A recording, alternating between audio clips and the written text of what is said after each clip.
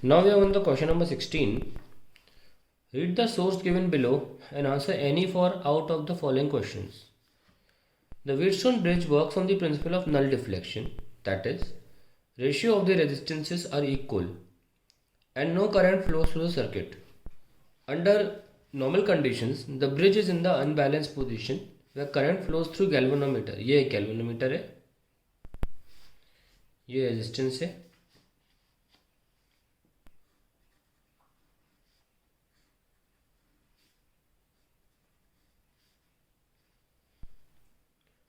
R1, R2, R3 and R4.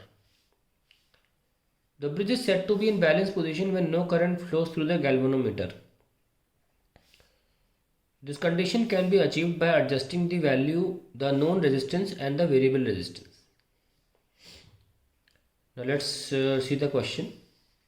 The Wheatstone bridge is an arrangement of four resistances R1, R2, R3, R4.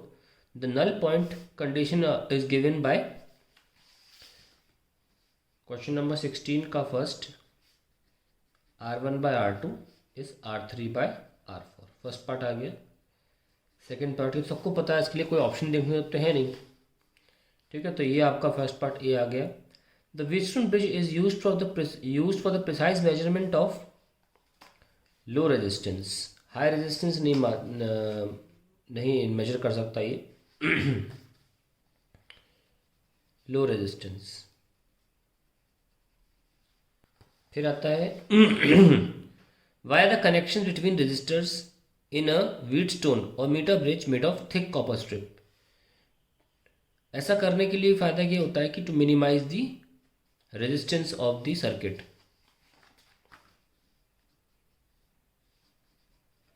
To minimize, ये ए है, sorry third part का ए है, third part का A. To minimize the resistance, the resistance. ये second part का B option है और फर्स्ट का ए.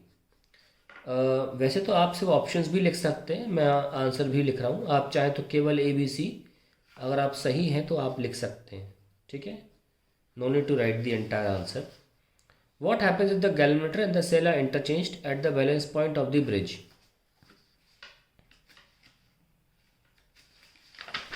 ऑप्शन देख लेते हैं क्या है.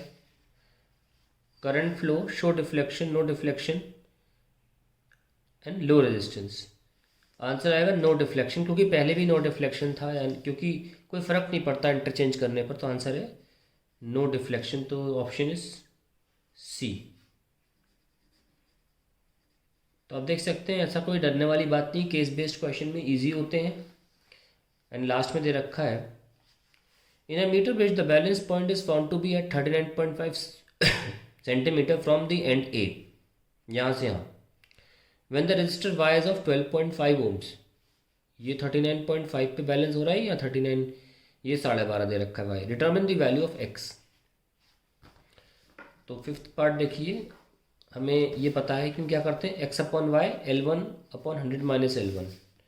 सो x upon y is L1 upon 100 minus L1. हमें एक्स निकालना है तो L1 39.5 है, 60.5 100 माइनस L1 होगा और वाई की वैल्यू 12.5 है. ये हम सॉल्व कर लेंगे, हमारा आंसर आ जाएगा.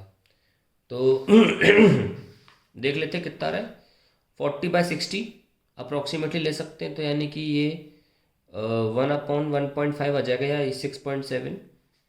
तो 8.4 के आसपास, काफ़ी आसपास आंसर्स हैं. देख लीजिए काफ़ी आसपास है वैल्यूज, तो हमें सॉल्व करना ही पड़ेगा. ऐसे कर लेते हैं इसको तो मैं 1.5 ही ले लेता हूँ. ठीक है, 39.5 और 60.5, इसे 40/60 से मैं ले लेता हूँ 2/3. 2/3 इंटू 12.5, 4.16 एंड 8.2.